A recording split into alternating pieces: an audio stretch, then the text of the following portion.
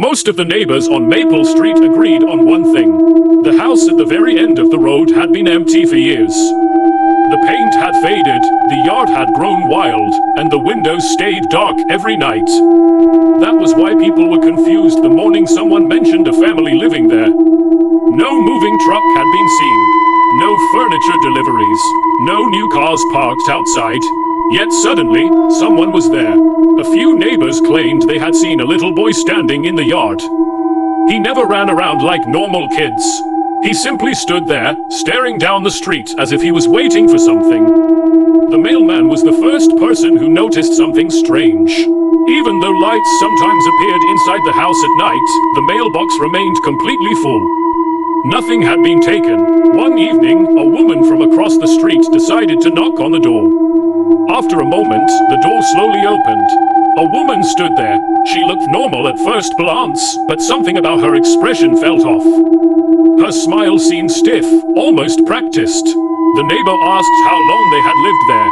The woman paused for a moment before answering. "We've always been here." The response made no sense. Everyone on Maple Street knew the previous family had disappeared months earlier. A teenager named Liam became curious about the house. Late one night, he walked past and looked through a side window. Inside, the living room looked ordinary, but something on the wall caught his attention. Photographs.